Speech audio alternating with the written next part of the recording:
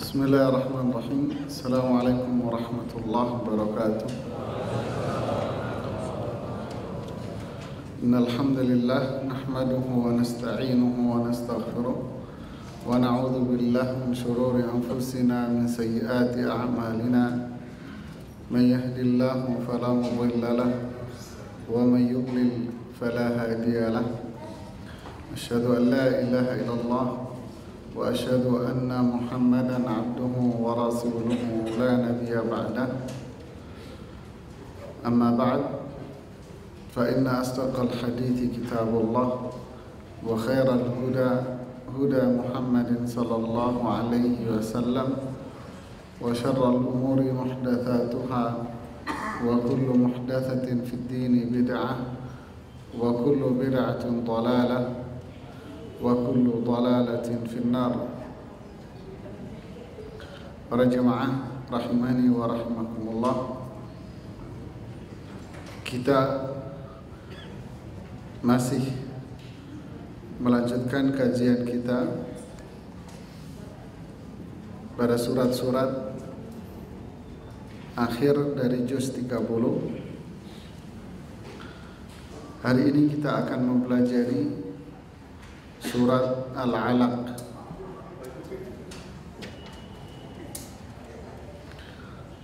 Surat ini dinamai dengan surat Al-Alaq, diambil dari ayat yang kedua, khalaqal insana min 'alaq. Surat ini tentu surat yang pertama kali diturunkan kepada Rasulullah sallallahu alaihi wasallam. Tetapi tidak semua yang pertama diturunkan oleh Allah kepada Rasulullah SAW adalah ayat yang pertama sampai dengan ayat yang ke-5. Iqra bismi rabbikal ladzi khalaq khalaqal insana min 'alaq iqra wa rabbukal akram alladzi 'allama bil qalam 'allamal insana ma lam ya'lam. Sampai sini ayat-ayat yang pertama kali diturunkan oleh Allah kepada Rasulullah sallallahu alaihi wasallam. Kisah turunnya surat ini disebutkan dalam beberapa kitab-kitab sahih. Di antaranya yang disebutkan oleh Imam Al-Bukhari rahimahullah dari Aisyah radhiyallahu taala anha, beliau mengatakan awwalu ma budi'a bihi Rasulullah SAW minal wahyi ar-ru'ya as-sadiqa fin naum. Wahyu yang pertama kali turun pada Rasulullah SAW itu dalam bentuk mimpi. Ru'ya sadiqah fin naum, mimpi yang benar. Jadi mimpi Rasulullah SAW ini adalah mimpi wahyu. Fakana la yara ru'ya illa ja'at mithla falaqis subh. Beliau tidak melihat dalam mimpinya itu melainkan sesuatu seperti cahaya yang muncul pada waktu subuh. Ini awal mula yang datang pada diri Rasulullah sallallahu alaihi wasallam. Para ulama menyebutkan wahyu yang pertama ini dalam bentuk mimpi ini muncul pada diri Rasulullah SAW pada bulan Rabiul Awal, ketika usia beliau 40 tahun. Sejak wahyu model ini turun, Aisyah mengatakan thumma hubbiba ilaihil khala. Sejak saat itu Rasulullah SAW suka menyendiri. Itulah awal mula beliau menjauh dari kehidupan masyarakat jahiliyah. Jadi tepatnya Pada usia Rasulullah SAW 40, di situ mulai wahyu yang pertama dalam bentuk mimpi. Dan ini datang terus menerus pada diri Rasulullah SAW, bukan sekali, tapi datang terus menerus. Awal mula muncul menjadikan beliau tidak suka lagi untuk bergabung atau bersosialisasi dengan masyarakat jahiliyah. Beliau lebih suka menjauh dari masyarakat jahiliyah. Dipilihlah satu tempat gua yang dikenal dengan nama Gua Hira. Sebuah gua yang berada di Jabal Nur, sangat terjal, berbatuhan, tinggi sekali. Rasulullah SAW tinggal di gua ini selama beberapa hari. Ketika perbekalan beliau habis, beliau pulang menemui istrinya. Lumayan jauh antara gua Hira dengan rumah Rasulullah SAW yang tidak jauh dari Masjidil Haram. Jalan kaki ke rumahnya untuk mengambil makanan dan perbekalan. Setelah itu beliau kembali lagi ke gua Hira. Ini berlangsung sampai dengan bulan Ramadan, tepatnya 6 bulan kira-kira. Sebagian ahli sejarah mengatakan 6 bulan 10 hari. Usia beliau berarti 40 tahun 6 bulan 10 hari.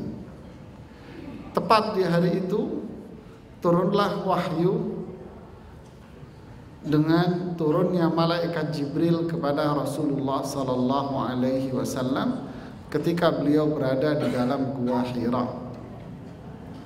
Jibril mengatakan kepada Rasulullah, "Iqra, bacalah wahai Muhammad." Rasulullah menjawab, "Ma ana biqari, saya tidak bisa membaca." "Iqra, baca wahai Muhammad." "Saya tidak bisa membaca." Jibril mengutarakan itu sambil mendekap tubuh Rasulullah sallallahu alaihi wasallam dengan keras. 3 kali Jibril mengutarakan itu dengan didekap tubuh Rasulullah SAW cukup keras. Lalu yang ketiga baru Jibril mengatakan, "Iqra bismi rabbikal ladzi khalaq, khalaqal insana min 'alaq, iqra wa rabbukal akram, alladzi 'allama bil qalam, 'allamal insana ma lam ya'lam." Tentu ini menimbulkan ketakutan yang luar biasa pada diri Rasulullah sallallahu alaihi wasallam. Setelah itu beliau buru-buru keluar, buru-buru pulang ke rumahnya. Sesampainya di rumah, Khadijah kebingungan melihat Rasulullah sallallahu alaihi wasallam. Beliau datang masuk ke rumah dalam kondisi ketakutan, keringat dingin. Khadijah mengatakan hari itu udaranya sebetulnya dingin, tetapi hari itu udaranya panas. Ramadan ya, udaranya panas. Tapi Rasulullah menggigil. Beliau menggigil badannya dan beliau mengatakan kepada Khadijah, "Wahai Khadijah, ada apa dengan diriku ini?" Kemudian beliau menceritakan apa yang beliau alami kepada istrinya. Lalu Khadijah mengatakan, "Wallahi la yukhzika Allahu abada." Demi Allah, Allah tidak akan menjadikan dirimu terhina. Engkau sosok laki-laki yang selalu berkata jujur. Engkau senantiasa menyambung silaturahim. Engkau senantiasa meringankan kesulitan orang lain. Engkau senantiasa membantu orang-orang yang membutuhkan. dihibur oleh Khadijah radhiyallahu taala anha. Rasulullah SAW pun istirahat dengan diselimuti, karena beliau mengatakan zammiluni, zammiluni, selimuti aku, selimuti aku. Setelah Rasulullah istirahat, Khadijah pun bersegera pergi menemui sepupu beliau yang bernama Waraqah bin Naufal. Dia seseorang yang beragama Nasrani. Dulu dia beragama dengan agamanya Nabi Ibrahim, lalu dia tanassar, lalu dia masuk agama Nasrani. Dia sangat menguasai kitab-kitab terdahulu. Bahkan Waraqah yang menerjemahkan Injil ke dalam bahasa Arab. Waktu itu Waraqah berusia sudah tua sekali dan matanya sudah buta. Khadijah datang menemui Waraqah sambil mengatakan, "Yabna ammi, wahai putra pamanku." Lalu Waraqah menjawab, "Wahai putri pamanku, ada apa dengan dirimu?" Diceritakanlah apa yang menimpa pada suaminya, Rasulullah sallallahu alaihi wasallam.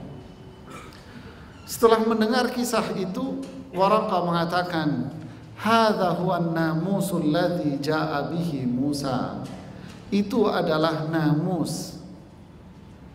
Namus jangan diartikan bahasa Arab. Namus dalam bahasa Arab artinya nyamuk. Tapi namus ini bahasa Ibrani, artinya malaikat. Ini adalah namus, malaikat yang datang kepada Nabi Musa alaihissalam. Kelak dia akan dinistakan oleh kaumnya, didustakan oleh kaumnya, diusir oleh kaumnya. Jika Allah mentakdirkan diriku usia panjang, saya akan bela dia. Khadijah kebingungan melihat jawaban itu. Khadijah menjawab, apa iya dia akan diusir oleh kaumnya sendiri? Kebingungan Khadijah ini beralasan karena selama ini Muhammad bin Abdullah, sosok lelaki yang sangat dipercaya sekali oleh penduduk Makkah, bahkan dijuluki dengan As-Sadiqul Amin, jujur, terpercaya, sangat dipercaya Rasulullah SAW. Apa yang diucapkan oleh Muhammad, penduduk Makkah akan mengatakan iya dan tidak akan menolaknya. Sehingga apa yang disampaikan oleh Waraqah itu membingungkan Khadijah. Apa iya dia akan diusir oleh kaumnya? Waraqah menjawab, semua orang yang didatanginya pasti akan diusir oleh kaumnya. Subhanallah. Semua orang yang didatangi malaikat ini, malaikat Jibril ini, dia akan diusir oleh kaumnya. Semua nabi. Inilah awal mula dari turunnya wahyu kepada Rasulullah sallallahu alaihi wasallam. Surat Al-Alaq dari ayat yang pertama sampai dengan ayat yang ke-5. Imam Ibnu Katsir mengomentari wahyu yang pertama ini dengan sebuah komentar yang luar biasa. Beliau mengatakan, awwalu syai'in nazala minal Qur'an hadhil ayatil karimat al-mubarakat. Ayat yang pertama kali turun dari Al-Qur'an adalah ayat-ayat yang mulia ini. Ayat-ayat yang mendatangkan keberkahan. Hunna awwalu rahmatin rahimallahu bihal ibad. Perhatikan kalimat Ibnu Katsir. Ayat-ayat ini adalah rahmat yang pertama yang Allah curahkan kepada hambanya. Wa awwalu ni'matin an'amallahu biha alaihim. Dan kenikmatan yang pertama yang Allah turunkan kepada hambanya. Jadi Al-Quran ini adalah rahmat buat umat manusia. Al-Quran ini adalah nikmat yang Allah berikan kepada manusia. Al-Quran rahmat yang paling utama. Al-Quran nikmat yang paling utama. Bukan harta, bukan materi, tapi Al-Quran. Yang bermakna umat Islam harus bahagia menjadi orang Islam yang memiliki Al-Quran. Sehingga sangat merugi seseorang yang meninggalkan Al-Quran wara'a dhuhurihim. Inna qaumi ittakhadhu hadzal qur'ana mahjura. Kaumku telah meninggalkan Al-Quran di belakang punggung mereka. Artinya mereka tidak lagi mendapatkan rahmat dari Allah. Artinya mereka tidak lagi mendapatkan nikmat dari Allah karena mereka telah membuang Al-Quran sejauh-jauhnya. Ini berbahaya. Lihat komentar Ibnu Katsir, luar biasa. Ayat-ayat ini adalah rahmat pertama yang Allah berikan kepada manusia. Nikmat yang pertama yang Allah berikan kepada manusia. Kemudian beliau mengatakan, fiha tanbihu ala ibtida'i khalqil insan. Di dalam ayat ini terdapat sebutan tentang awal penciptaan manusia, yaitu dari alaq. Apa alaq itu? Segumpal darah. Wa annahu karramahu ta'ala, bahwasannya Allah telah memuliakan manusia. Allah telah memuliakan manusia. Bagaimana caranya Allah memuliakan manusia? An 'allamal insana ma lam ya'lam. Allah memuliakan manusia dengan cara mengajarkan kepada manusia atas sesuatu yang dulu manusia itu tidak tahu. Karramahu bil ilm. Allah memuliakan manusia dengan ilmu. Huwal qadrul ladzi imtaza bihi abul bariyah Adam 'alal malaikah. Ini ilmu ini yang menjadikan Adam itu lebih mulia daripada malaikat. Lihat, kita dapat 3 poin utama, Pak. Al-Quran itu adalah rahmat. Al-Quran itu adalah nikmat. Yang ketiga, Al-Quran itu adalah kunci mendapatkan kemuliaan dari Allah. 4. Al-Quran ini adalah ilmu yang sebetulnya.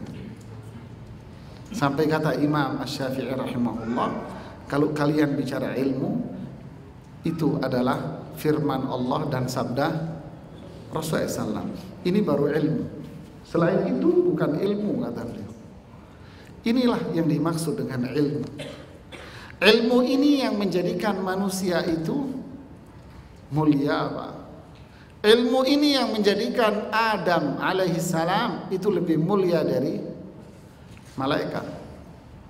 Ilmu ini yang menjadikan umat manusia semuanya hamba-hamba Allah, yang menurut pendapat sebagian para ulama adalah lebih mulia dari malaikat. Diambil dari ayat Al-Quran, innalladzina amanu wa amilus salihati ulaika hum khairul bariyah. Sesungguhnya orang-orang yang beriman dan beramal saleh, mereka itu adalah khair al-bariyah. Al-bariyah itu makhluk. Mereka adalah makhluk yang terbaik. Sehingga sebagian para ulama tafsir mengatakan orang-orang yang beriman dan beramal saleh dia lebih baik dari malaikat. Ini pendapat sebagian para ulama. Lihat, ilmu yang menjadikan manusia itu mulia. Innallaha yarfa'u bihadzal ilm aqwaman wa yad'u biha akharin. Kata Rasulullah SAW dalam hadis yang sahih, Allah akan mengangkat derajat beberapa orang dengan ilmu ini, Dan Allah akan merendahkan mereka dengan ilmu ini. Artinya apa? Artinya adalah yarfa'illahu alladhina amanu minkum walladzina utul ilma darajat. Ini yang dimaksud. Allah akan mengangkat derajat orang-orang yang memiliki ilmu ini dan orang-orang yang beriman beberapa tingkatan. Lihat, dimuliakan oleh Allah Subhanahu wa taala. Mari kita lihat ayat demi ayat pada surat ini. Yang pertama, sebelumnya saya ingin singgung sedikit di sini. Iqra, bacalah. Ketika Jibril mengatakan Iqra, bacalah Muhammad, Rasulullah mengatakan ma'ana bi qari, saya nggak bisa baca.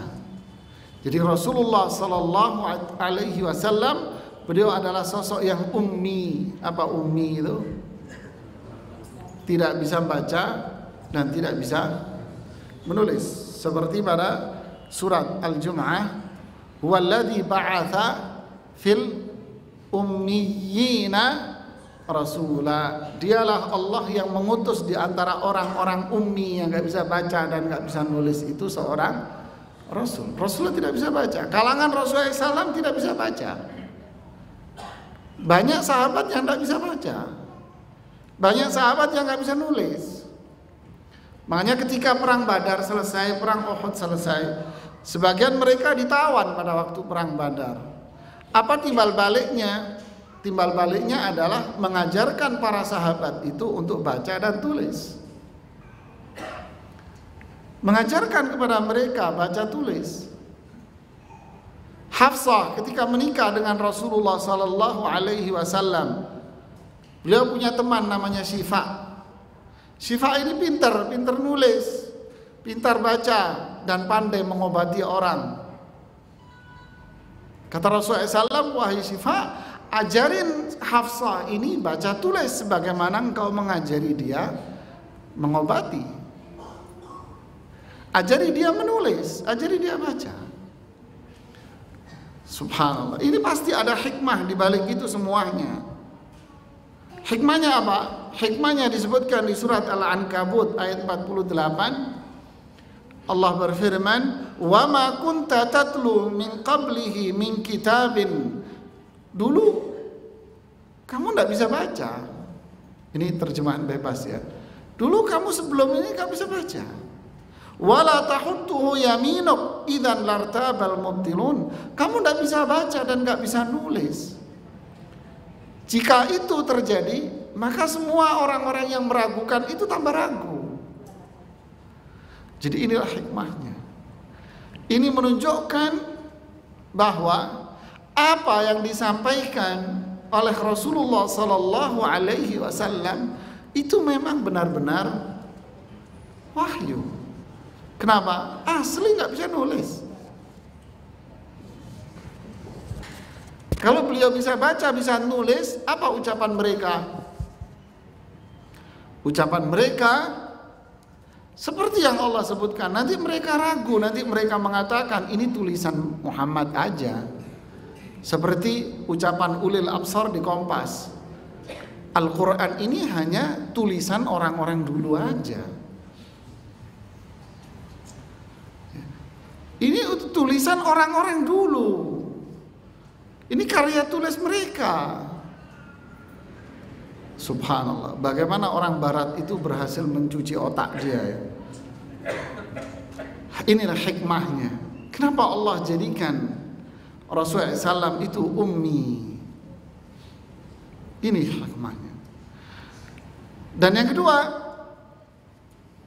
Allah jadikan Rasulullah SAW dan para sahabat itu sosok orang yang the best, Pak. Manusia terbaik. Kenapa? Coba perhatikan, mereka nulis enggak, baca enggak, Pak.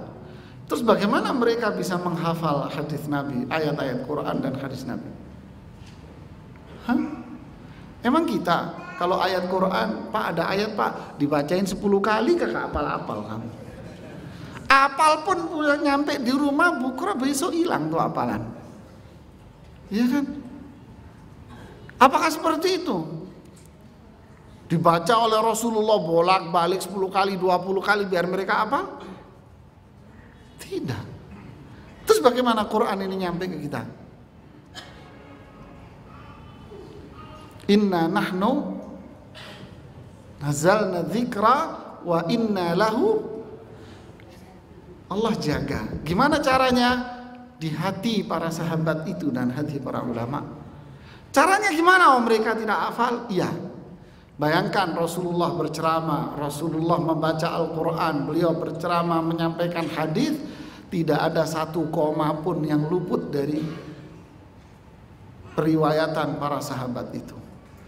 Berarti apa? Allah muliakan mereka para sahabat. Allah jadikan mereka ini orang-orang pilihan. Kenapa, Pak? Sekali mendengar hafal, Pak. Sekali dengar hafal, Pak.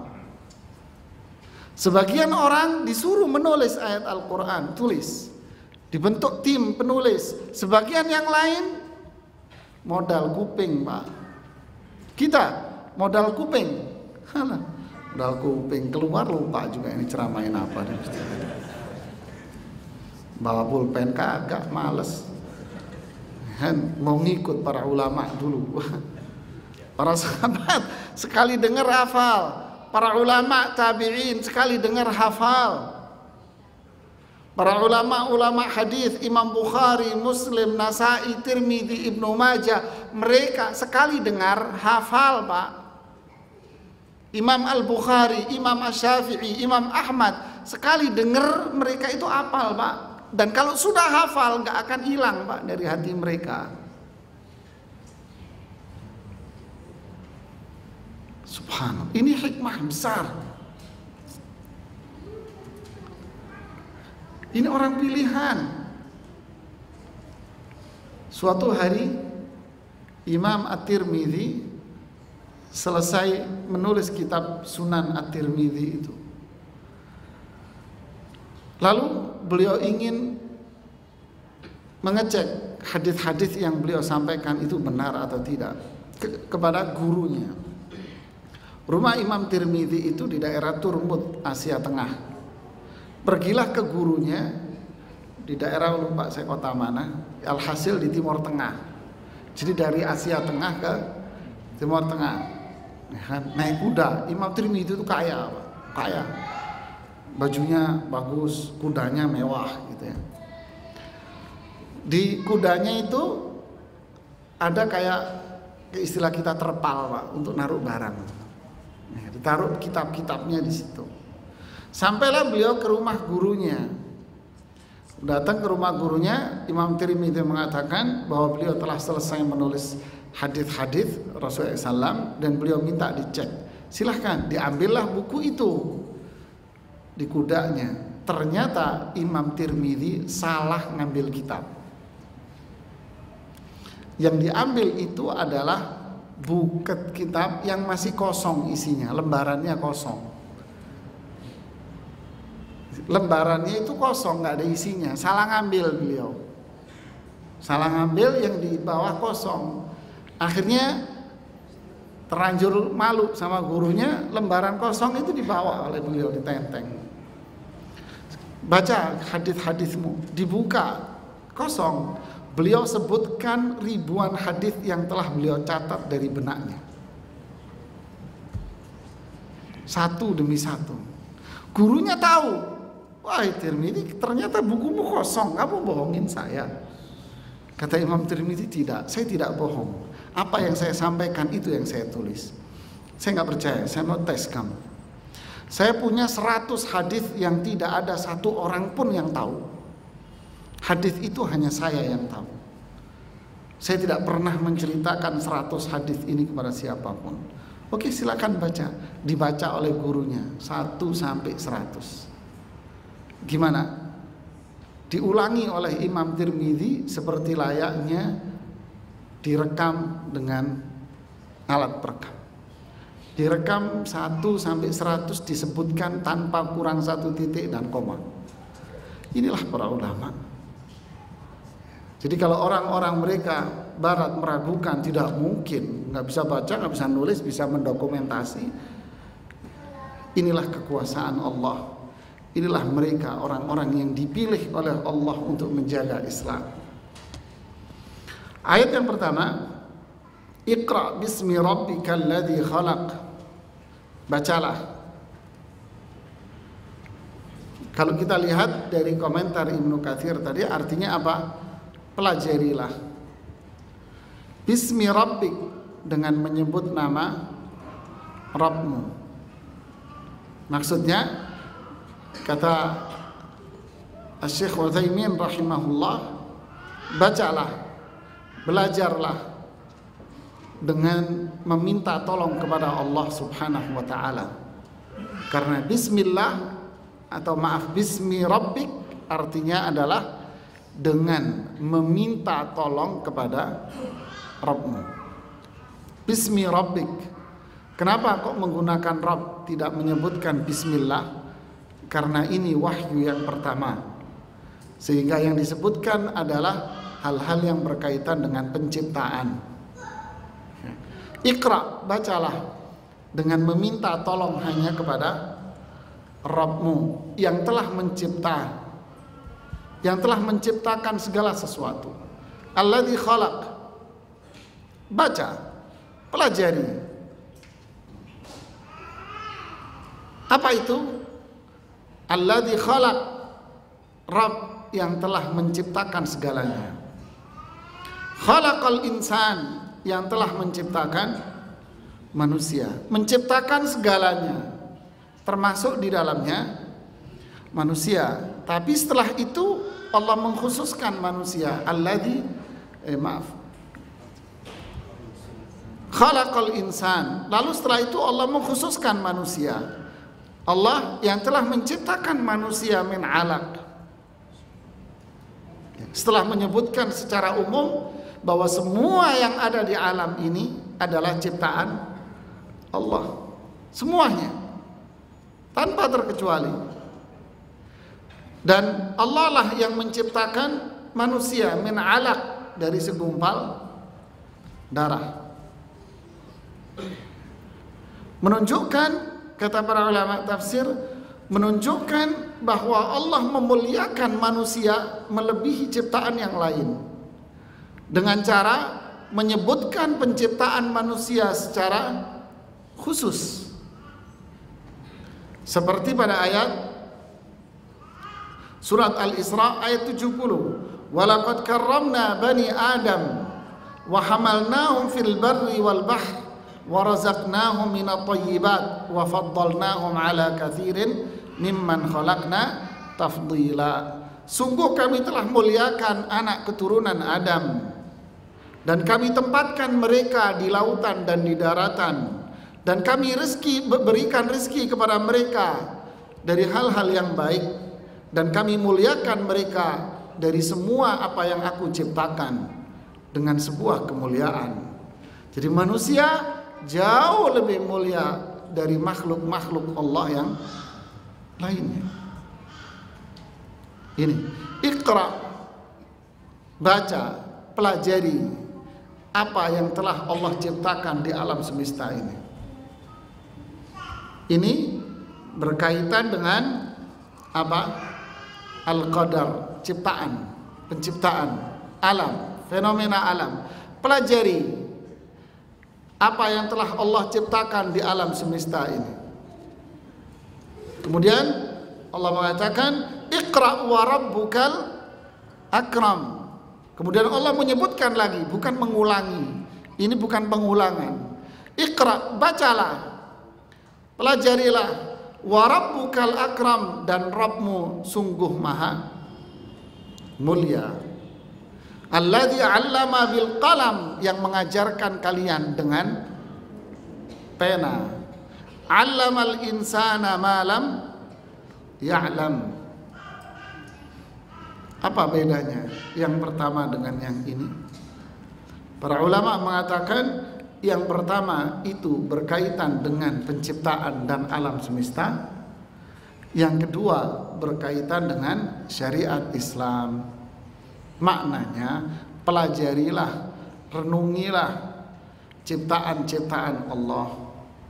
Kemudian pelajarilah bacalah syariat Islam. Bagaimana cara belajarnya? Cara belajarnya dengan kolam, dengan dicatat. Belajarnya sambil dicatat, Pak. Ya kan? Kata Syekh Utsaimin mengomentari ini, anna ta'lima bil qalam aktsar ma ya'tamidu syar'u alai. Belajar dengan pena itu banyak ditekankan dalam hal syariat Islam. Anna syar'a yuktab wa yuhfaz. Syariat Islam itu dicatat dan dihafal, Pak. Kita dicatat enggak, dihafal enggak. Terus modal apa? Kuping, Pak. Berlagak seperti Imam Bukhari. Kita berlagak kayak Imam Bukhari, sekali dengar hafal. Berlagak kayak Imam Syafi'i, sekali dengar hafal, dianggap telinganya tajam, padahal dengernya juga kabur-kabur sekali-kali. Subhanallah. Kan? Lihat komentar para ulama terhadap ayat ini, anna syar'a yuktab wa yuhfaz. Syariat Islam itu dicatat, wa yuhfaz, dan dihafalkan. Wal Qur'anu yuktab wa yuhfaz. Al-Qur'an itu dicatat dan dihafalkan. Begitu juga hadis Nabi dicatat dan dihafalkan. Ucapan para ulama dicatat dan dihafalkan. Inilah kemuliaan yang Allah berikan kepada manusia. Kembali ke ucapan Ibnu Katsir tadi, berarti Allah memuliakan manusia kapan, Pak? Allamal insana ma lam ya'lam. Allah mengajarkan kepada manusia ilmu. Apa ilmu ini? Ilmu Quran. Ketika manusia mengambil ilmu ini dan benar-benar dia mempelajarinya, maka dia akan menjadi manusia yang mulia.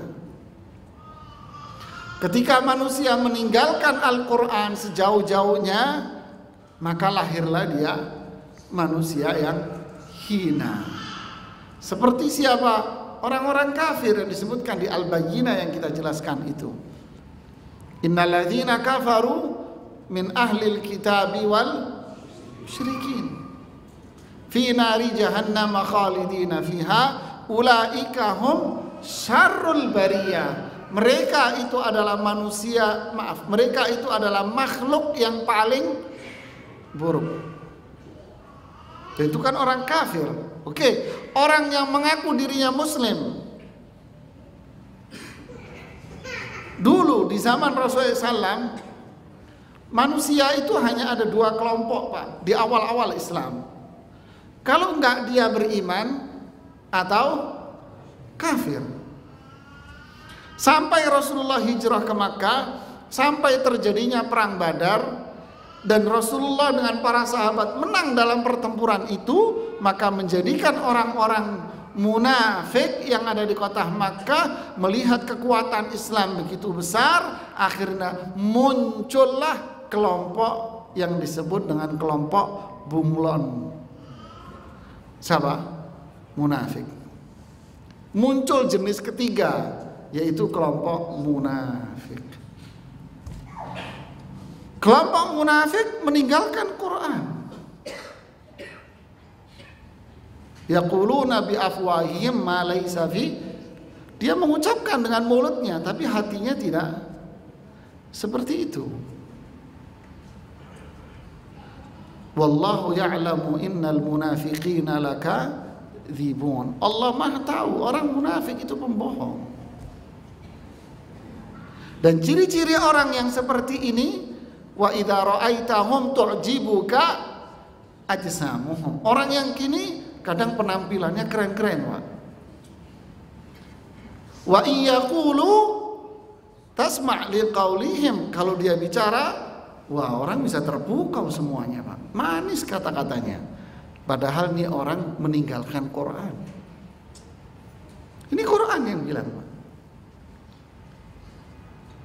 Kelompok munafik membuang Al-Quran, penampilannya bagus, kata-katanya. Sebelum Allah memberitahukan kepada Rasulullah akan mereka, sifat mereka ini, beliau kalau mendengar, kalau Abdullah bin Ubay berbicara, beliau terdiam. Begitu indahnya itu kalimat Ibnu Ubay, membuat semua orang terpukau, terbelalak dengan kata-kata dia yang indah. Tapi setelah itu Allah memberitahu bahwa ini hanya sebuah kebohongan. Manis.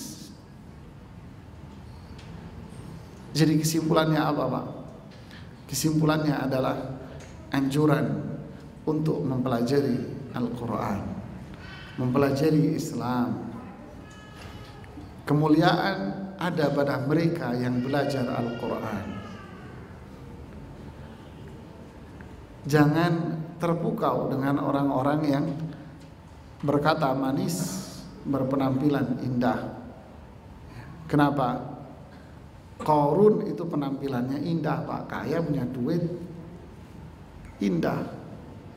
Jangan terpukau dengan hal-hal seperti itu, karena kemuliaan itu ada pada mereka yang dikaruniai oleh Allah rahmat, nikmat, yaitu nikmat Quran dan rahmat berupa Al-Quran di hati mereka. Allamal insana ma lam ya'lam. Lihat tugas Rasulullah apa? Yatlu alaihim ayatihi. Rasulullah itu mengajarkan kepada kalian Al-Quran, membacakan kepada kalian Al-Quran, wa yuzakkikum, dan membersihkan jiwa kalian, wa yu'allimukumul kitaba wal hikmah, mengajarkan kepada kalian Al-Quran dan hadis. Wa in kuntum min qablihi laminat dhalin. Dulu kamu itu orang sesat. Sebelum Quran ada, sebelum Rasulullah diutus, kamu sesat. Tapi Islamlah yang menyelamatkan manusia dari kesesatan. Islamlah yang menjadikan manusia itu mulia. Allahu waliyul ladzina amanu. Allah lah yang menjadi penolong bagi siapa? Orang-orang yang beriman. Yukhrijuhum, menyelamatkan mereka dari mana? Minadh-dhulumati ila an-nur. Inilah Al-Quran, sunnah Rasulullah SAW yang menjadikan manusia itu mulia. Dengan Quran dan dengan sunnah manusia mulia, Pak. Tanpa Quran, tanpa sunnah manusia akan terhina dan sesat. Kemudian ayat yang berikutnya sudah adzan. Belum ya? Ayat yang berikutnya, kalla innal insana la yatgha. Sungguh, lihat ini kebalikannya. Tadi bicara manusia yang dimuliakan oleh Allah. Siapa? Mereka yang mengambil ilmu yang Allah turunkan kepada dirinya. Diambil ilmu itu, dia pelajari ilmu itu, lalu menjadikan dia mulia.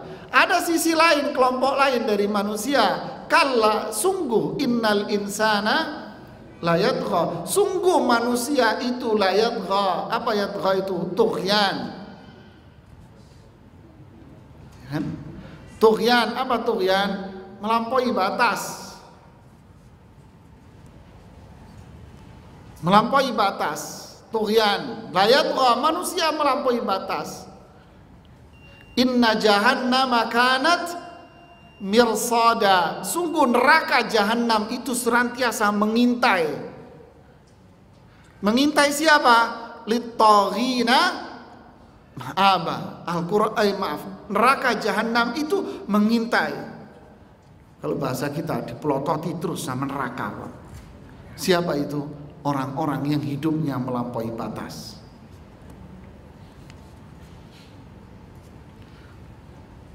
Kenapa dia melampaui batas? Ar-ra'ahu istaghna.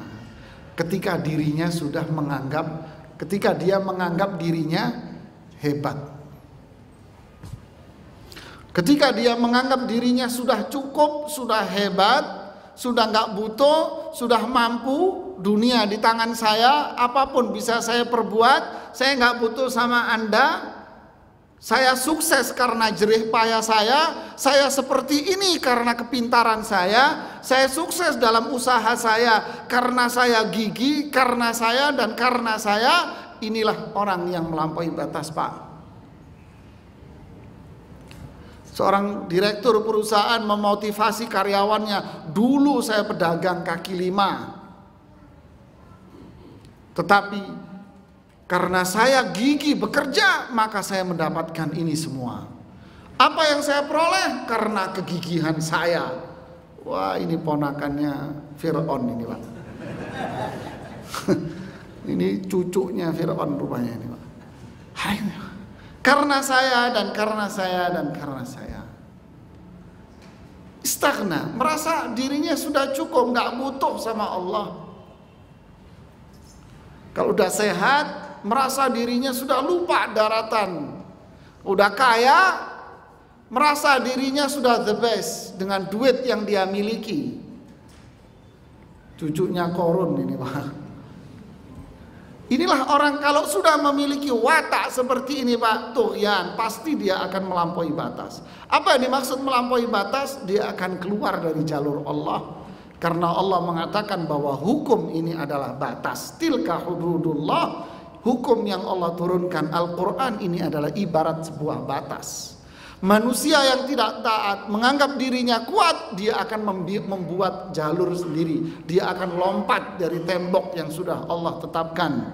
Ketika dia lompat, maka neraka jahanam akan melototi dia terus sampai hidup nyawa. Na'udzubillah.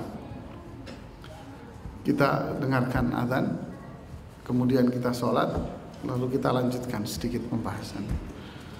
Wallahu a'lam. Bismillahirrahmanirrahim. Alhamdulillah, wassalatu wassalamu ala Rasulillah. Wa ba'd. Para jemaah rahimani wa rahimakumullah. Ayat yang ke-6, 7 ini bentuk dari manusia yang jauh dari apa yang telah Allah turunkan kepada mereka. Kalla innal insana layatgha. Sungguh manusia itu, ini jenis ya, manusia ini jenis. Bahwa jenis manusia ini layatgha, sungguh mereka akan melampaui batas. Kapan? Ar-ra'ahu istaghna. Ketika dia menganggap dirinya sudah merasa cukup. Ibnu Katsir mengomentari sebab mereka merasa cukup itu dari materi. Beliau mengatakan ketika manusia itu melampaui batas, dia melihat dirinya istaghna, merasa cukup, disebabkan hartanya yang berlebih. Contoh Qarun, dia merasa dirinya udah cukup, artinya dia tidak butuh dengan Allah. Dia bisa berbuat apa saja dengan hartanya dia. Akhirnya layatgha, dia melampaui batas dalam perbuatan, ucapan, dan keyakinan. Ketika seseorang memiliki atau mencapai tingkatan tertentu dalam jabatan sosial umpamanya, dan dia merasa cukup dengan jabatan itu, maka lahirlah seseorang yang melampaui batas, seperti Namrud, Fir'aun. Dia melampaui batas. Di zaman Rasulullah, seperti Abu Jahal, dia merasa dua-duanya, harta dia orang paling kaya, jabatan dia suku yang paling mulia, orang yang paling mulia di kota Makkah, sehingga ia melampaui batas dia. Itulah yang terjadi. Yang ketiga, fisik. Dia merasa dirinya yang paling kuat, dirinya yang paling hebat. Seperti Utbah bin Rabi'ah, kemudian Walid bin Utbah. Mereka Kemudian Syaibah bin Rabi'ah merasa dirinya hebat.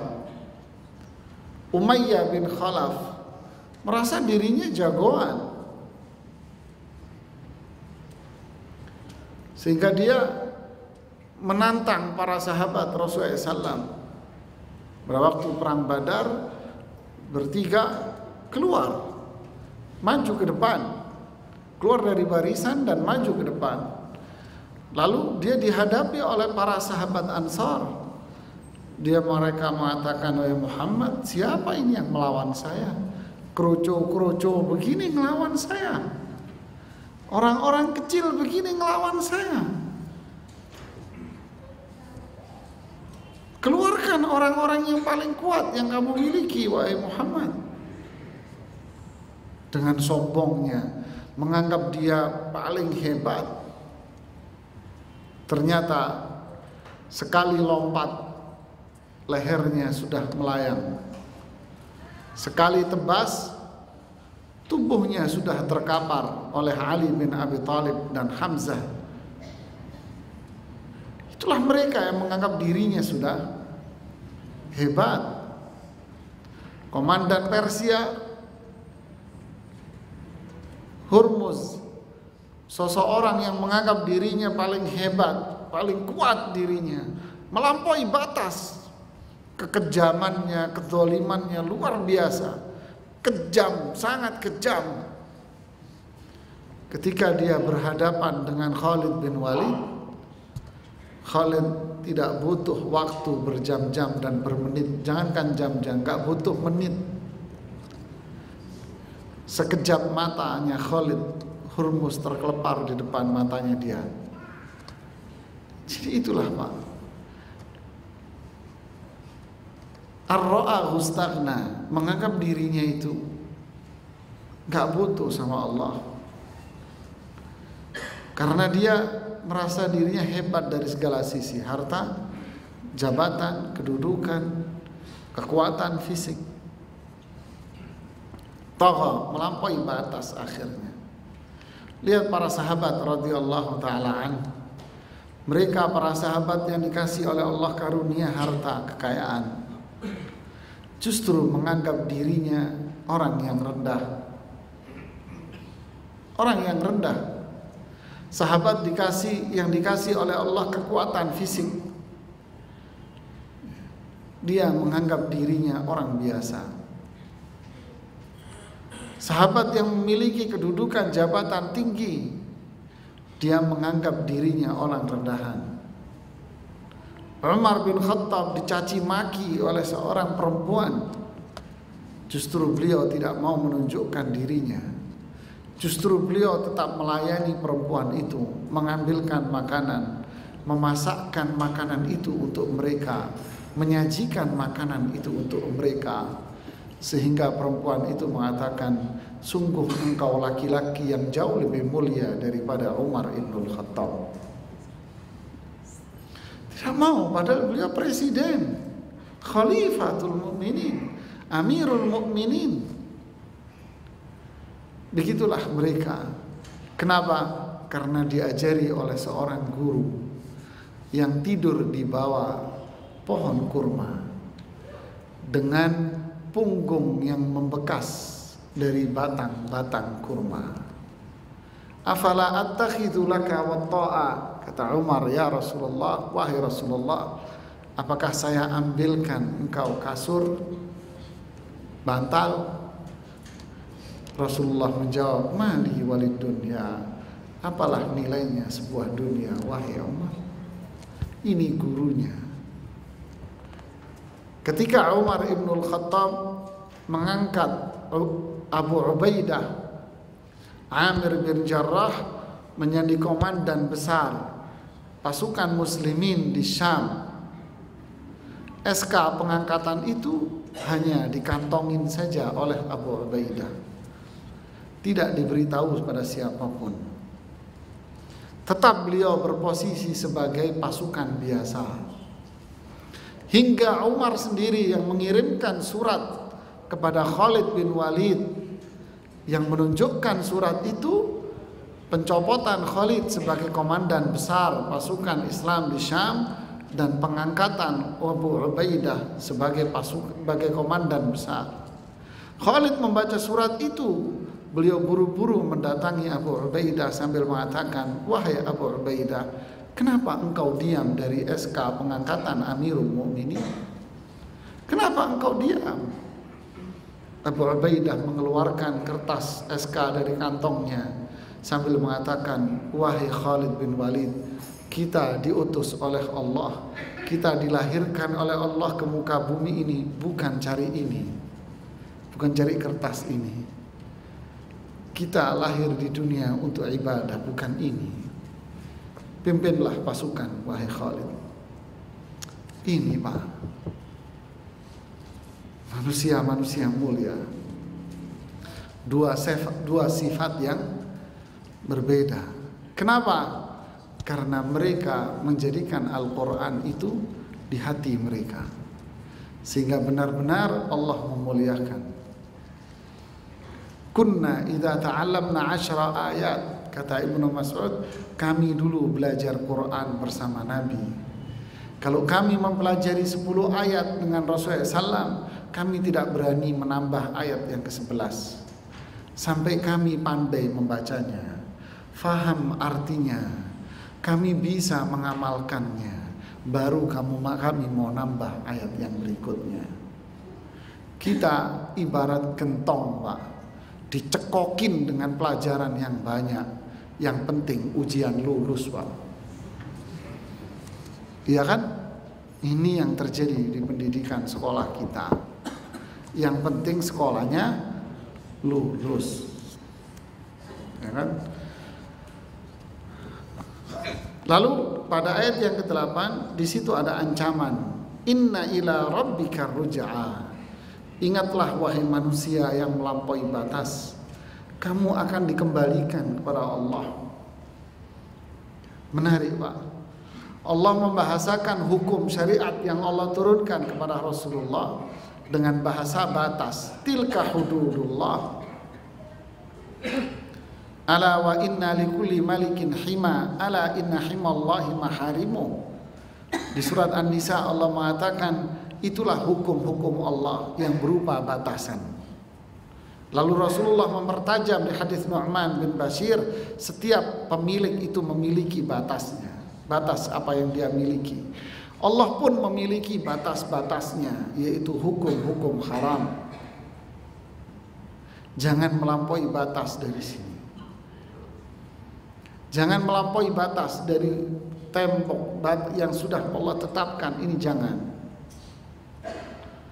Kalau kamu melampaui batas, inna jahannama kanat mirsada lit-taghina ma'aba. Tahu mirsad Pak? Mirsad itu memantau Pak, pantauan.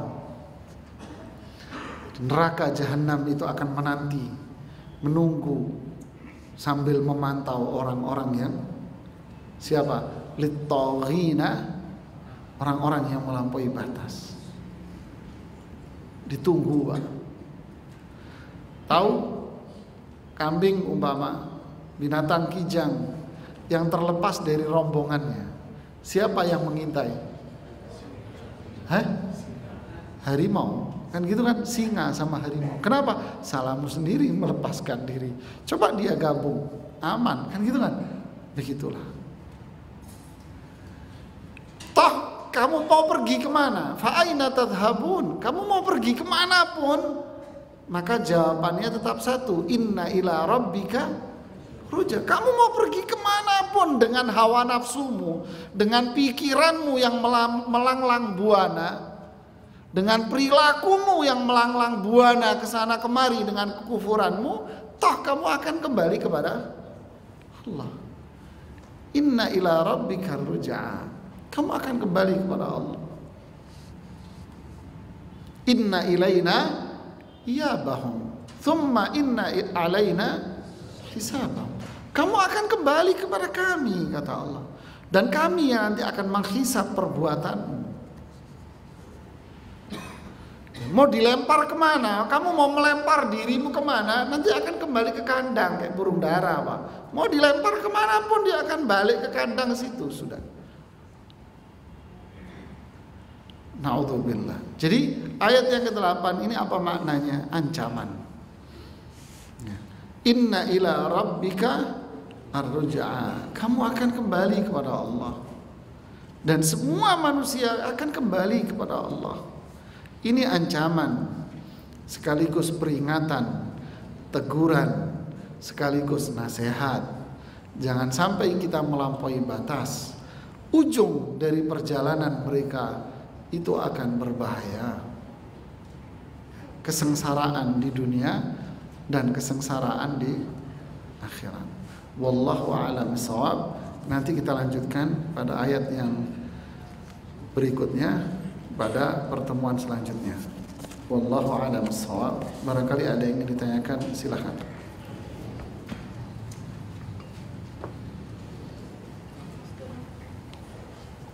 Tadi yang dijelaskan bahwa waktu pertama kali turun adalah berupa mimpi. Sedangkan kalau yang saya ketahui sebelumnya waktu yang pertama itu adalah surat Al-Alaq itu Roh ayat 1 sampai 5. Itu yang dimaksud dengan penjelasannya tadi bahwa dengan hadis yang tadi itu bahwa waktu yang pertama kali turun kepada Rasulullah adalah mimpi yang dengan setelah datangnya waktu itu beliau tidak itu cenderung tidak bersosialisasi, malah cenderungnya adalah menyendiri. Itu waktunya yang diturunkan apa dalam mimpi? Iya. Wahyu, apa bentuk wahyu yang terlihat pada diri Rasulullah SAW pada waktu beliau tidur? Apa bentuknya? Wallahu a'lam. Tidak ada penjelasan secara real. Ya. Yang jelas wahyu itu bukanlah ayat Al-Quran yang diturunkan. Makanya masyarakat umat Islam lebih umum memahami bahwa wahyu yang pertama kali turun adalah surat Al-Alaq. Maksudnya dari Al-Quran. Ayat-ayat Al-Quran yang pertama kali turun adalah Al-Alaq. Dan ini yang disepakati oleh hampir semua para ulama. Jadi apa yang dilihat oleh Nabi sebetulnya di mimpi itu kita tidak ada yang tahu secara mendetail. Yang jelas hanya disebutkan di dalam riwayat itu mithlu falaqis subh, seperti cahaya waktu subuh. Hanya sebatas itu. Apakah ayat turun, ilham, bisikan? Ya, ini sih hanya sekedar lebay.com aja itu, Pak. Sikap berlebih-lebihan ya. Tidak ada satu riwayat. Jadi tetap kita bisa mengatakan ayat Al-Quran yang pertama kali turun kepada Rasulullah SAW itu adalah surat Al-Alaq. Yang kedua wahyu kedua dari ayat Al-Quran yang turun adalah surat apa? Al-Mudaththir. Ya. Ada lagi yang ditanyakan? Silakan. Assalamualaikum.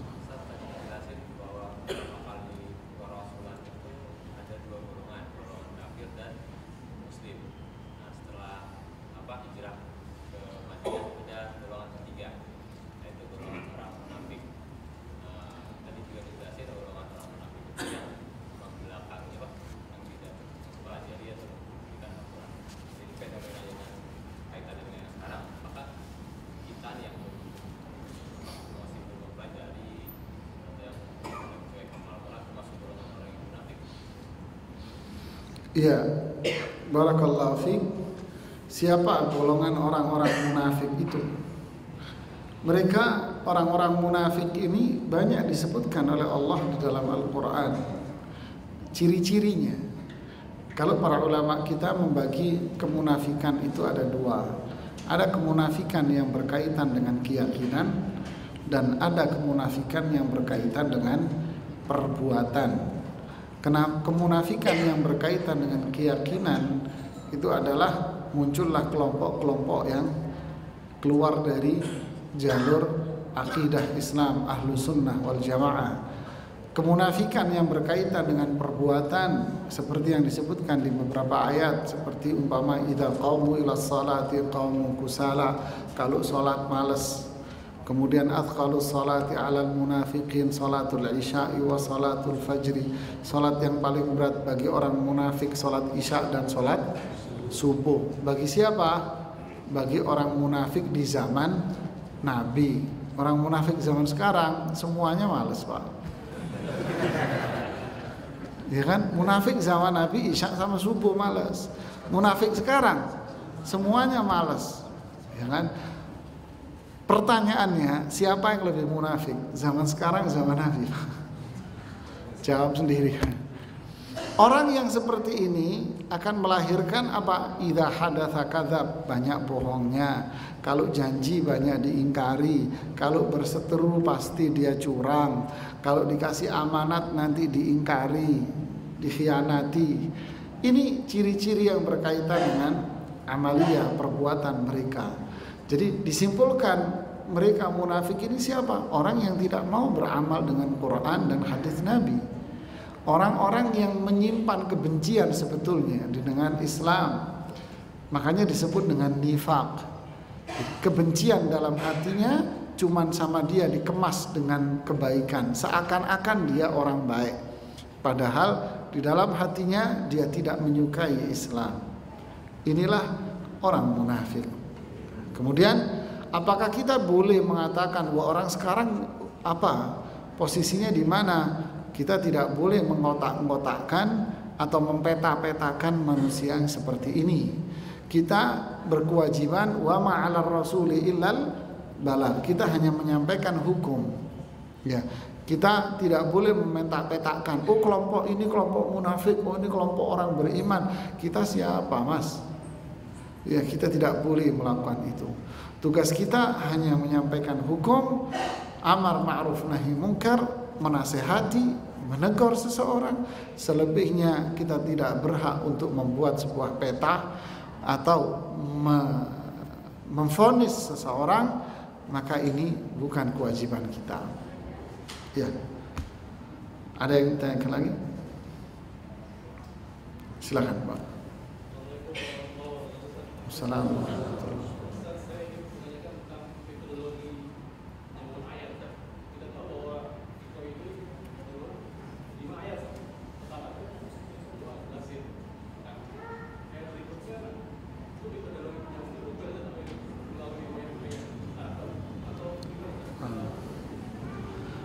Iya, menarik pertanyaannya. Al-Quran ini turun sepenggal demi sepenggal, ya kan? Satu ayat demi satu ayat, atau rentetan ayat dengan rentetan ayat. Terkadang nggak sampai satu ayat, separuh dari ayat. Lantas apa metode yang digunakan untuk menyambung satu ayat dengan ayat yang lain? Kemudian penempatan ayat ini di dalam kelompok surat ini, ya, yang menggabung-gabungkan ini siapa? Lalu menggunakan metode apa? Lalu siapa yang memberikan nama ini? Semuanya itu jawabannya adalah malaikat Jibril, Mas. Pakai metode apa malaikat Jibril? Nggak tahu. Kita nggak bisa nanya sama malaikat Jibril. Rasulullah SAW ketika bulan Ramadan, apa yang sering kita dengar? Bertadarus Al-Quran. Dengan siapa itu tadarusnya? Dengan Jibril. Disitulah Jibril memberikan urutan kepada Rasulullah Sallallahu Alaihi Wasallam, urutan-urutan ayat Al-Quran. Lalu Rasulullah menyampaikan urutan-urutan ayat itu kepada para sahabat, dan merekalah para penghafal Al-Quran. Kan? Mereka ini sahabat-sahabat penghafal Al-Quran. Disampaikan kepada mereka yang hafal, dan begitu seterusnya, dan begitu seterusnya. Sehingga Al-Quran ini dijaga oleh Allah. Gimana caranya?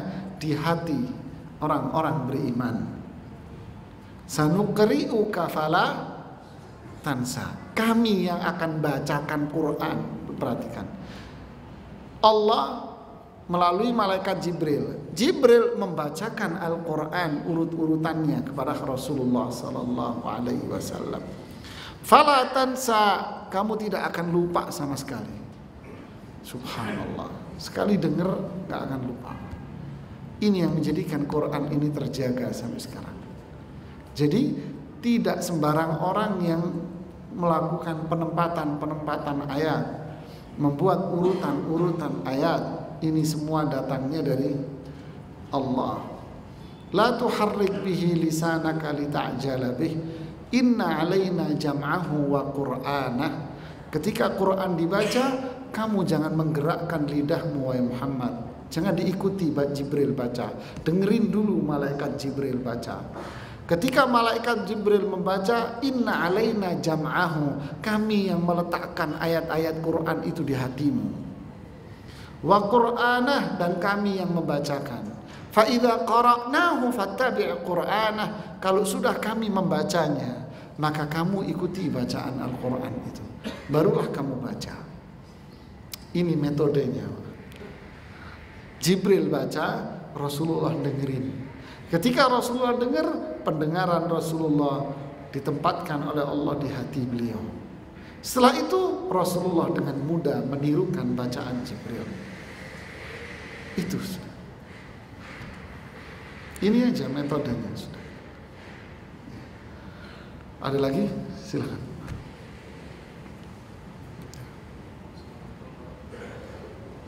Assalamualaikum.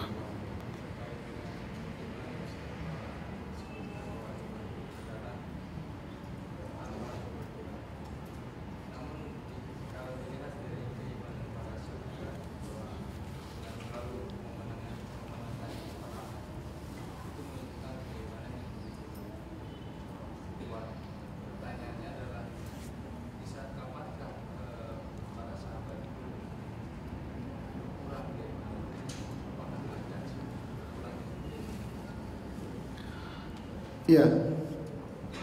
Apakah pernah iman sahabat itu berkurang? Hah? Apakah iman sahabat berkurang?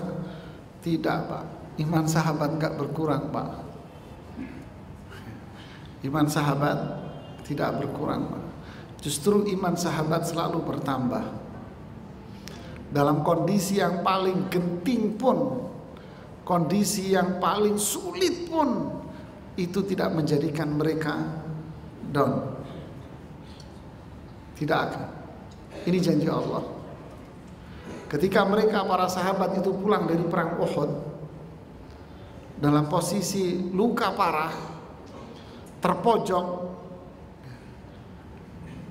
benar mereka karena ulah dari 50 para penembak itu yang melanggar perintah Rasulullah, sehingga mereka diserang oleh Khalid bin Walid dan Ikrimah bin Abu Jahal dengan pasukan berkudanya.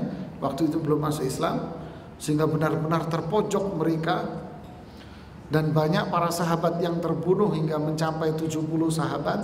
Luka-luka parah mereka. Ketika pulang ke kota Madinah, ada kafilah dagang yang menemui mereka. Apa mereka mengatakan? Wahai kaum, innan nasa qad jama'u lakum fakhshawhum. Itu Abu Sufyan telah mengumpulkan kembali pasukannya dalam jumlah yang jauh lebih banyak dari yang tadi. Enggak takut kamu? Dalam kondisi yang parah, sakit, dikasih tahu info seperti itu, bahwa Abu Sufyan telah berkumpul di daerah namanya Humra'ul Asad, dan dia meminta bala bantuan dari penduduk Makkah dengan fresh, pasukan yang fresh kembali, jumlah lebih banyak, ingin menyerang Madinah. Takutlah kalian dengan adanya itu. Apa sahabat mengatakan? Ya Rasulullah, kami serang balik mereka. Fazadahum imanan wa ala rabbihim yatawakkalun. Justru ibarat handphone yang baterainya habis, dikasih info seperti itu baterai lompat langsung full, Pak. Mereka capek, luka-luka parah, mendengar info itu sembuh, Pak, lukanya itu. fazadahum imana, sontak iman mereka bertambah dalam kondisi tersulit. Diserang balik itu. Sehingga salah satu pasukan Abu Sufyan bilang apa? Wahai Abu Sufyan, kamu udah gila ya? Kamu itu tidak sadar kamu berhadapan dengan siapa? Kamu ini berhadapan dengan orang-orang yang justru dia mencari kematian. Sedangkan kita masih punya anak bini di rumah. Persis kayak kita, Pak pengajian, aduh sibuk Ustaz, banyak kerjaan. CS-nya Abu Jahal, Abu Sufyan. Astagfirullahaladzim. Ini kita iman kita turun ya, terjun payung. Sahabat nggak bakal, Pak. Kondisi paling susah pun iman mereka justru terlihat di situ hebatnya. Perang Mu'tah. Ketika mereka sampai di daerah yang namanya Ma'an di Yordan, mereka mendapatkan info ternyata pasukan Romawi itu jumlahnya 200.000. Sedangkan mereka 3.000. Kalau kita denger itu gimana, Pak? Ngacir sama sekalian pipisnya di situ, Pak. Udah nggak karuan sudah. Apa kata Abdullah ibnu Rawahah? Beliau bangkit berdiri di atas kudanya sambil mengatakan, ya qaum, innalladzina takhafuna minhu huwalladzina tuhibbun. Wahai kaum, yang kalian takutkan itulah sebetulnya yang kalian cari. Di hadapan kita hanya ada meninggal sebagai syahid surga. Jika kita hidup maka Islam akan jaya. Ada satu dari dua pilihan kita, meninggal sebagai syahid atau Islam jaya. Dilawan tuh Pak 200.000 dengan pasukan cuman 3.000. Kata Abdullah, kata siapa namanya, Sa'ad bin Abi Waqqas, hari itu dan setelahnya saya tidak pernah melihat orang yang lebih berani dari Sa'id bin Zaid. Setelah mendengar ceramahnya Abdullah bin Rawahah, dia lompat ke atas kudanya, diambil pedangnya, ditembus barisan 200.000 itu dengan satu orang, Pak. Itu hatinya kayak apa, Pak? Sama kita makan kurma, dia makan kurma, Pak. Dia kan makannya doang yang sama. Jadi mereka nggak akan turun imannya.